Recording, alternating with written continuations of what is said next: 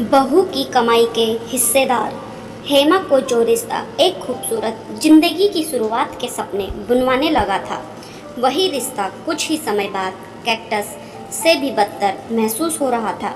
आंगन के कैक्टस पर लगे फूल कम से कम उस पौधे के महत्व को तो जता देते हैं, लेकिन मेरा और वंश का रिश्ता तो सिर्फ कांटे जैसा ही चुभता है एक दूसरे को।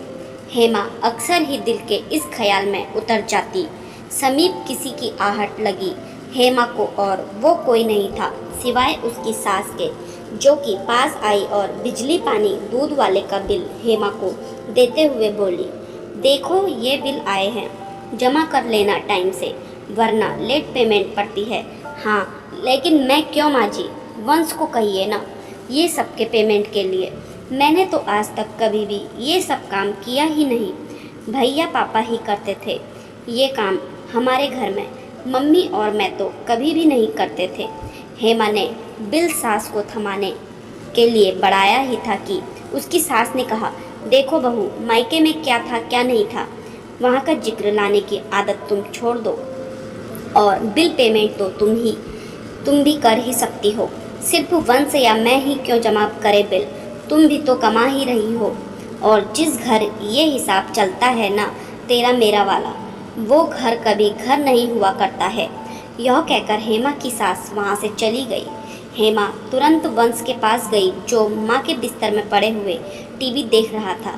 वंश, ये बिल तो तुम चुका दोगे ना?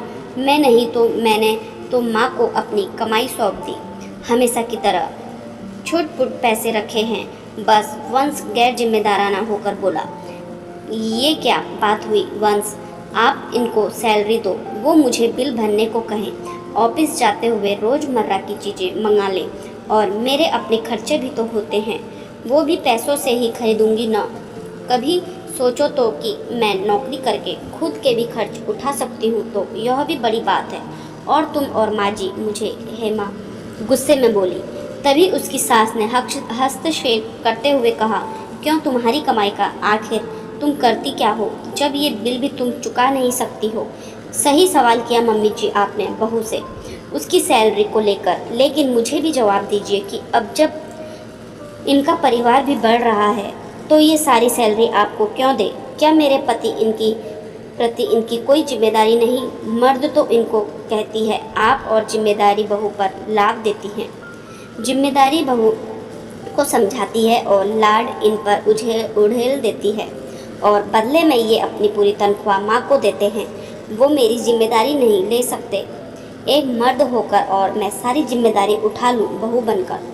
अब तक अपना खर्चा, रोज़मर्रा की ज़रूरतों का खर्च तो झेल ही लिया है मैंने, लेकिन ये सब बिलों का भुगतान तो मैं नहीं करूँगी, क्योंकि मेरी नौकरी मेरे अपने दम पर चला करती है।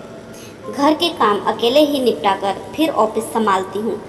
मैं तो कमाई का पूरा बंटवारा कैसे आप लोग के साथ कर दूँ, जब आप लोग जिम्मेदारी का बंटवारा ही नहीं कर सकते पत्नी और बहू के साथ। हेमा ने वो बिल वही पटक दिए वंश के सामने, और स्वाभिमान से भरे अंदाज में मुस्कुराती हुई वहाँ से कमरे में लौट गई। जो करना है समय पर करो, ताकि देरी होने का मलाल ही न पड़े।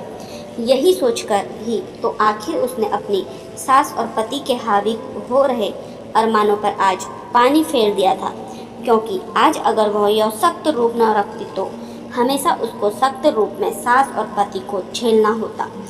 आपकी क्या राय है कमेंट करके ज़रूर बताना, और हमारे चैनल पर नए हैं तो चैनल को लाइक शेयर सब्सक्राइब करना ना भूलना। धन्यवाद।